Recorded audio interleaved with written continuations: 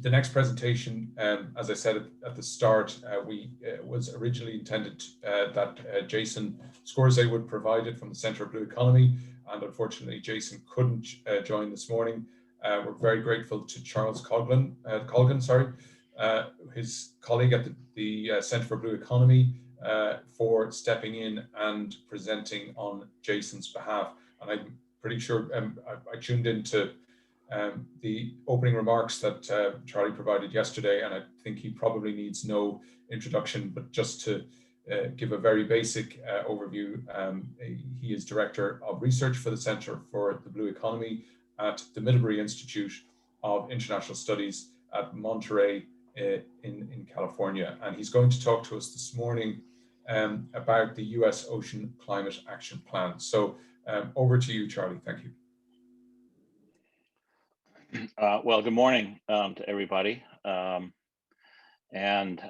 reason you're getting me instead of Jason is because Jason's still in California, where it's 3 o'clock in the morning, and I'm at my home in Maine. So I'm 3,000 miles closer and 3 time zones closer. So we've put together this presentation to talk about some work we're doing on the Ocean Climate Action Plan, which is actually being debated in Congress. I won't say even as we speak, because it's a tad early, but it is in fact part of a large package of legislation that's currently working its way through Congress on climate change. And it raises a bunch of issues around climate action, and in particular to the theme of the conference on the question of ocean accounting. These are both areas that we do a lot of work in. You'll hear later on this today about the revisions to the U.S. ocean accounts that we were part of the team preparing. We've also done a lot of work in climate policy, and it's because I spend a lot of my time working on the finer details of climate action. Jason does a lot of the work with stakeholder groups that we're organizing for this. And I do a lot of the work on the technical side. It's been a time when the two areas of our work in national climate act work and in national income accounting related to the oceans are coming together. At the end of the first of these symposia, which we sponsored back in 2015 in Pacific Grove, I showed this slide. It was my last slide of my summing presentation at that conference, and I said, the good news is that if you love the ocean, there's about to be a lot more of it. I was just kind of tongue-in-cheek saying, well, you know, all of this stuff is interesting on the national income accounts, but looming in the horizon is this world of climate change. And so even while we've been working diligently to improve our national income accounting, the problem of climate change remains in the background. And I've begun to feel like a real estate developer in Iceland. You know, it's a really nice place and it's kind of pretty, but oh, there's that volcano sitting out there that is sort of mucking up the landscape. And so how do we deal with the fact that we're busily involved in national income accounting and the blue economy and creating sustainable levels when the entire planet is shifting the baseline from which to measure our systems? So last fall, there was a, for the first time, and as you know, the American political situation has been, shall we say, unconducive to activist climate policy. And I'll leave it at that. But last fall, there was a bill introduced on ocean-based climate solutions. It's now being incorporated in larger climate plans from the Biden administration. The House will probably take action on this by the end of March, maybe by April.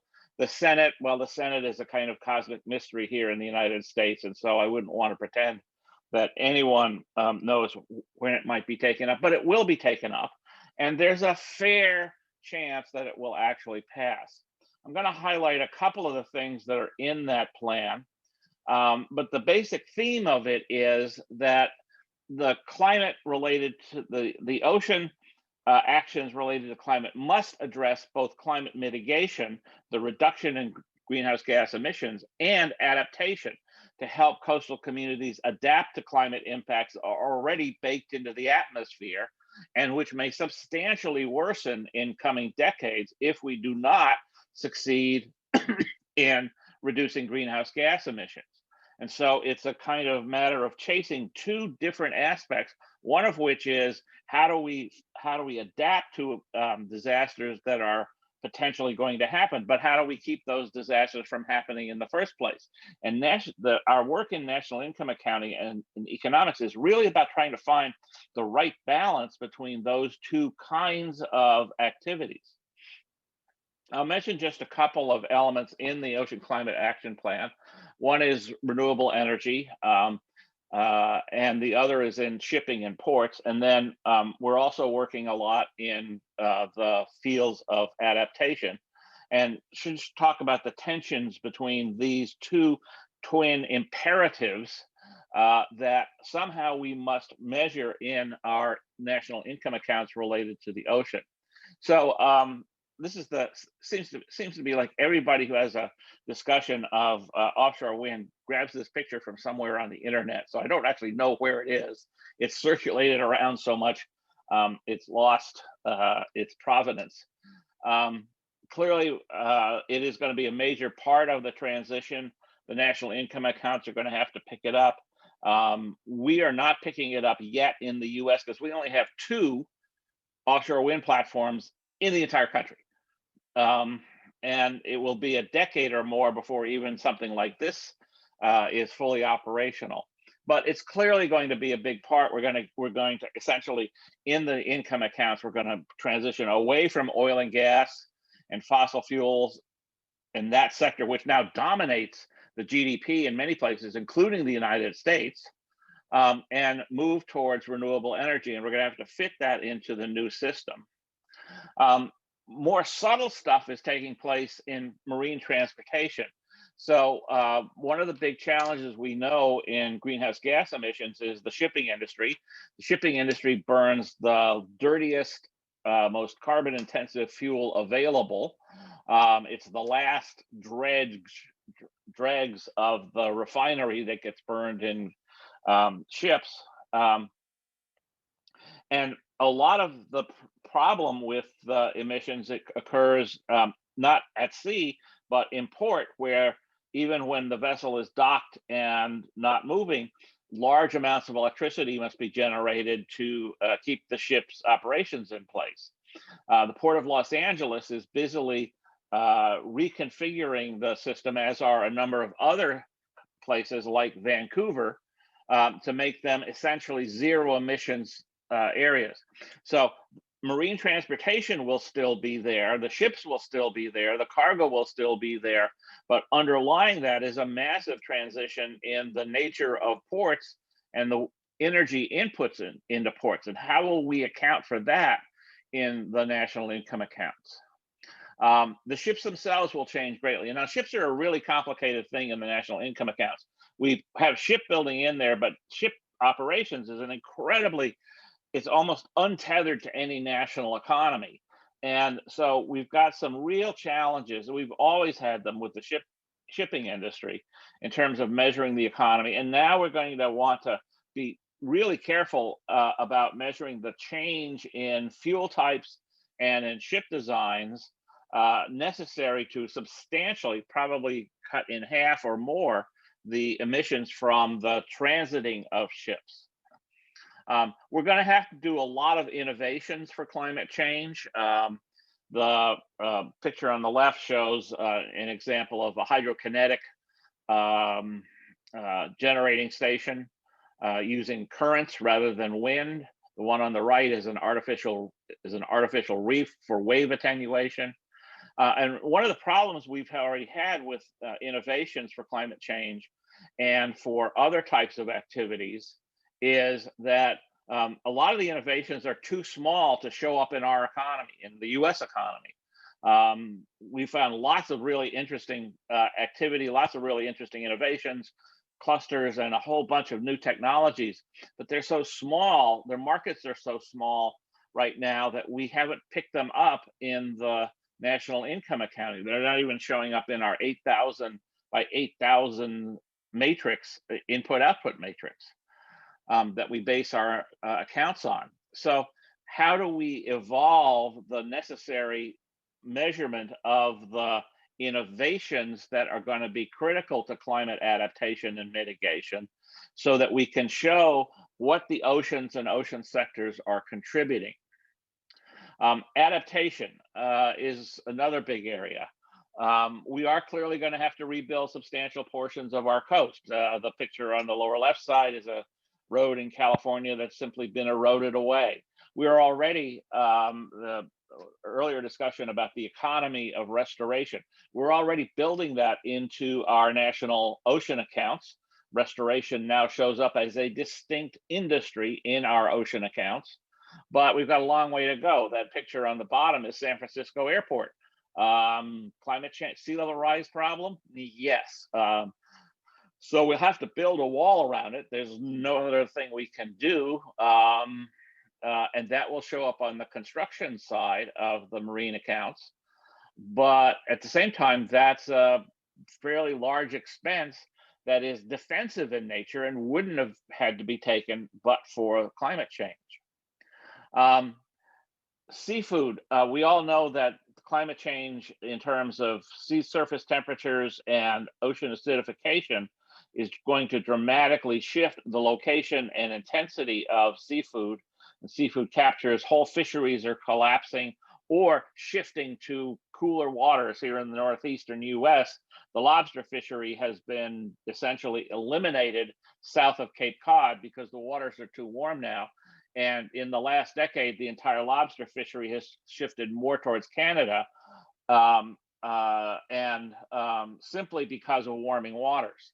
So how are we going to have sustainable seafood? Well, part of the answer to that, again, is on the innovation side with changing the trophic levels in which we are getting food from the ocean.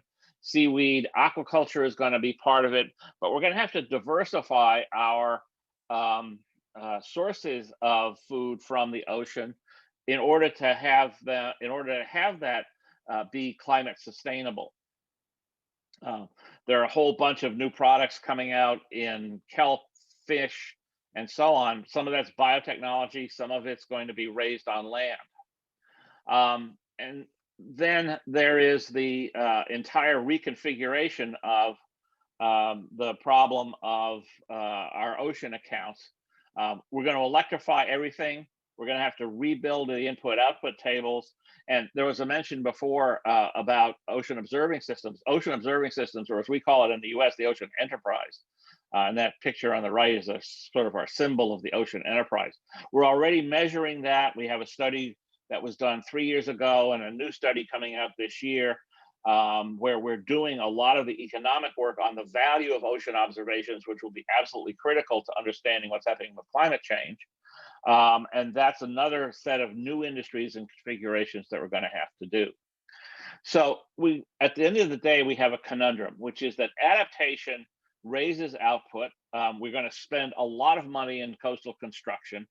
It shows up as growing the core accounts of the economy, but adaptation is basically a disamenity. It's actually something we don't want to have to do. We would be much better off putting a lot of adaptation and a lot of rebuilding of the shoreline into developing things we would like, as opposed to simply protecting things against possible disasters. And the conundrum is that mitigation, reductions in investing in the reduction in greenhouse gas emissions, and adaptation cannot both be gains. And that's the way they will be treated in the core ocean accounts. Mitigation is a gain because it is a positive effect on the ecosystems of the planet and the social systems of the planet. But adaptation is a loss. And we've got to reconfigure our economic accounts to reflect this. And that means that not everything related to the climate can be dumped in as an expansion of the economy. We are, in fact, going to expand the economy hugely because of mitigation and adaptation.